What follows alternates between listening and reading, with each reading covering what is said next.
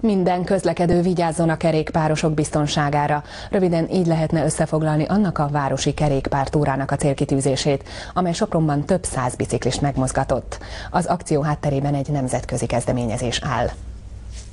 Ilyen látványt nyújt, amikor több száz kerékpáros kellemes délutáni bringatúrára indul a Deák térről. Lassan, óvatosan, egymásra figyelve haladnak. Nem véletlenül, egy nemzetközi akcióhoz kapcsolódva a biztonságos kerékpározásra hívják fel a figyelmet. A hagyományteremtő soproni felvonuláshoz azok csatlakoztak, akik a mindennapokban is szívesen pattanak nyerekbe.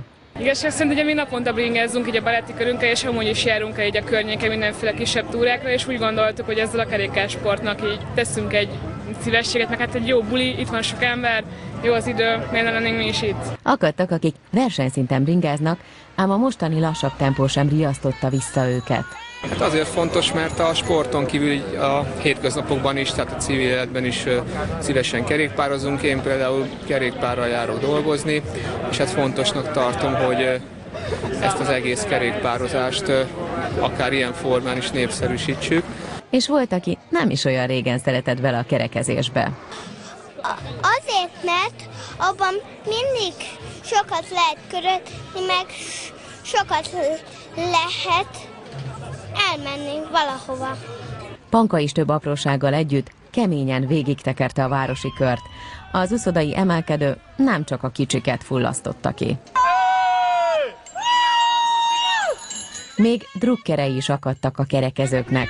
No persze, így könnyű.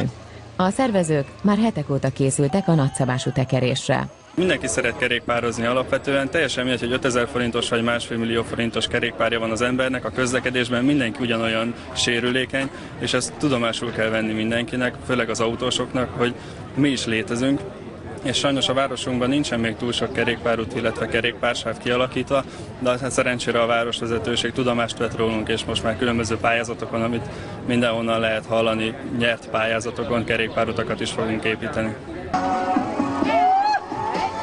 Az emberek észrevették, hogy össze lehet fogni, és hogyha mindenki beleadja azt, amilyen van, akkor igenis meg lehet mozgatni ezt a várost. Most éppen egy kerékpározás ürügyén, illetve össze lehet fogni ezeket az embereket, akár aktivistát lehet belőlük csinálni, ki mire változtathatja a gondolatát. Most éppen a biciklizésre szeretnénk felhívni a figyelmet, és úgy látjuk, hogy az emberek vevők erre. A Vélfingáron Egyesület is támogatta a kerékpáros felvonulást. Az Egyesület elnöke sem hitte volna, hogy több száz ember tekeri le a túrát. Egy kicsit mi is meglepődtünk ezen, hogy ennyi ember jelentkezett, de úgy gondolom, hogy ez természetes, hiszen mostanában ez minden európai városba kezd előtérbe kerülni a kerékpározás. Mind az egészség megőrzése, mind pedig a közlekedés egyszerűsítése miatt. A felvonulás legfőbb célja, minél több ember közlekedjen a mindennapokban kerékpárral. A kezdeményezés nemzetközi jelképe a fej fölé tartott bicikli. Ez Sopronban sem maradhatott el. 3, 2, 1,